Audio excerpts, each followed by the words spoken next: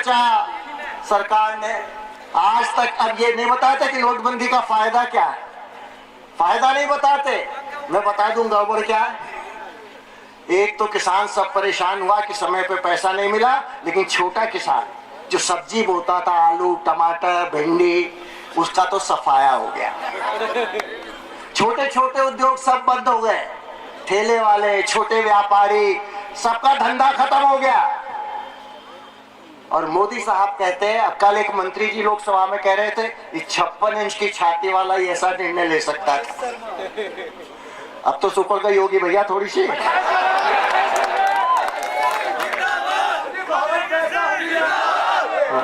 हाँ, आपका पैसा और आप ही बैंक से नहीं निकाल सकते।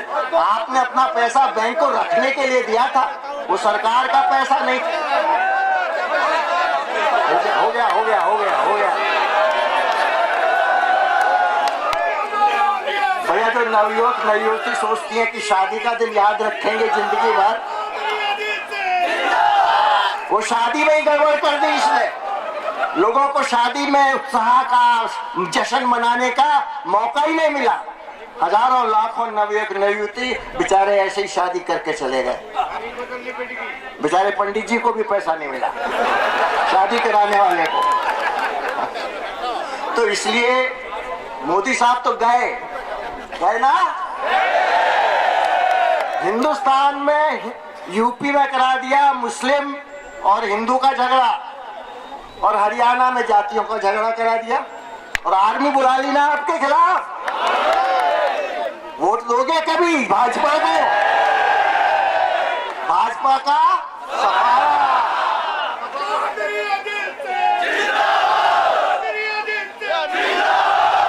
आपकी भाषा में कहूं तो भाजपा का सुपड़ा साफ हो जाएगा ना। दूसरी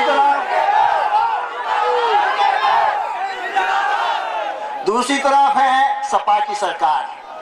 मैं उसके बारे में कुछ नहीं कहना चाहता, सिर्फ जो मुलायम सिंह जी ने कहा और जो शिवपाल जी ने कहा वही दोहराना चाहता हूँ।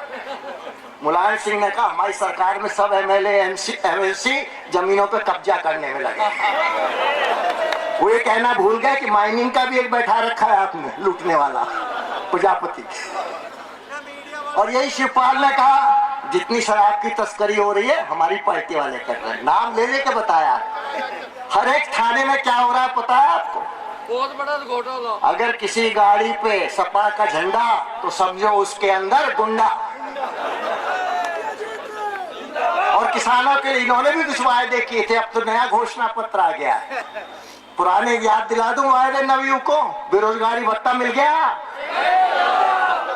किसानों का 50,000 तक का कर्जा माफ हो गया। तो भैया कब तक ये बहकाते रहेंगे आपको? लड़ाई आपके लिए, गद्दे की लड़ाई कौन लड़ता है? लोकदल। भ्रष्टाचार के खिलाफ कौन लड़ाई लड़ता है? जो नौकरियों में धांधली करते हैं, इस सरकार ने 5 साल में की है, उसके खिलाफ कौन लड़ाई लड़ता है? तो जब लोकदल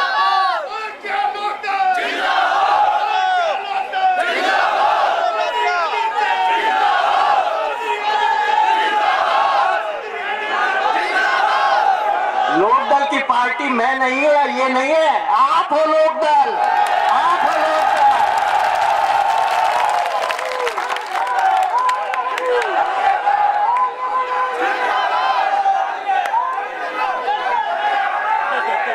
और एक बहन जी भी होंगी यहाँ लड़ाई में। बहन जी राजनीति में नहीं है, बहन जी का धंधा दूसरा है। टिकट वालों को सबको पता है बहन जी का क्या धंधा है। अब तो जो मिलने जाता है उसको भी पता है क्या धंधा है। राजनीति से उनको कोई मतलब नहीं। अभी तो बिना पढ़े तो 2 शब्द भी नहीं बोलती हूँ। तो इस बार फिर से लोकदल को झंडा बुलंद करने का मौका आपको मिला है। मैं चाहता हूं कि लखनऊ में फिर से गरीब आदमी की आवाज गूंजे, किसान की आवाज बुलंद हो, नवयुवक की सुनवाई हो, महिला पे अत्याचार खत्म हो, और ये आपके हाथ में है।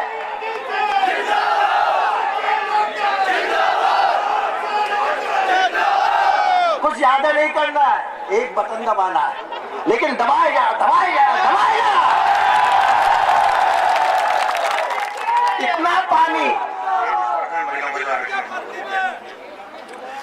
इतना पानी बहाओ, इतना पानी बहाओ, सारे उम्मीदवार बह जाए और लोकदल का उम्मीदवार लखनऊ पहुंच जाए। हम क्या करने वाले, अभी घोषणा पत्र आप देख लीजिएगा डिटेल में।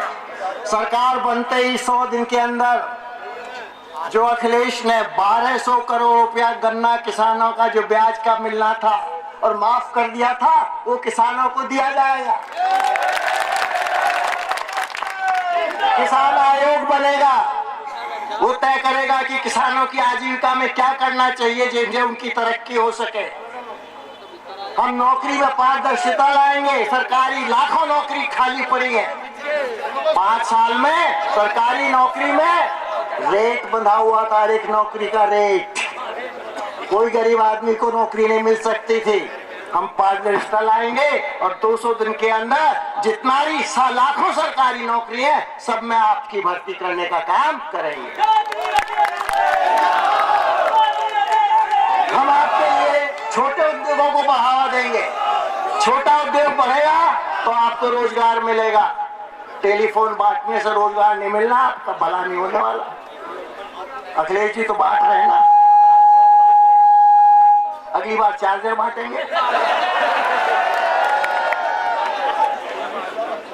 हम महिलाओं के लिए नौकरी में 33% आरक्षण करेंगे,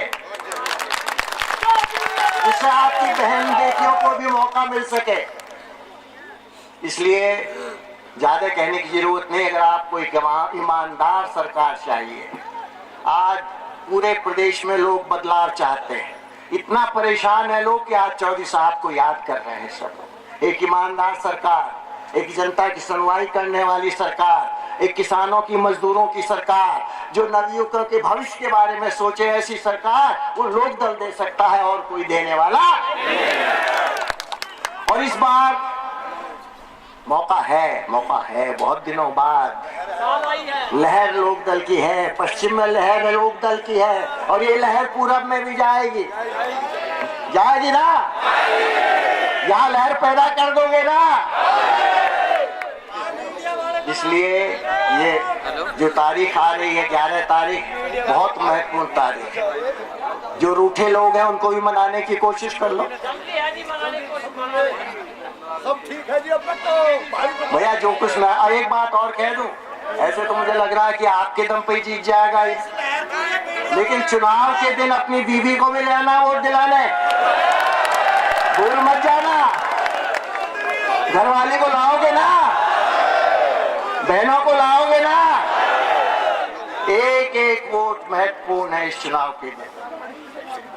इसलिए बहुत अभी 2 दिन बाकी है।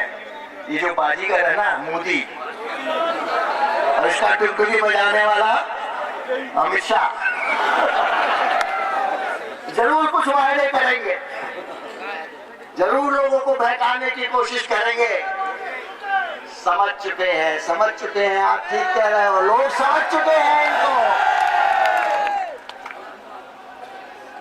बेचारे अखिलेश के बारे में क्या कहूं, जो अपने बाप का नहीं हुआ आपका हो जाएगा।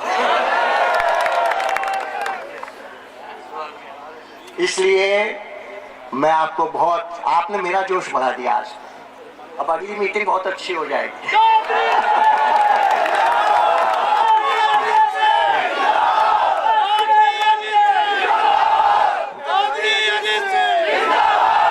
तो एक एक वोट लोकदल की, लोगों को मनाओ, समझाओ, घेरो, जो करना हो करो।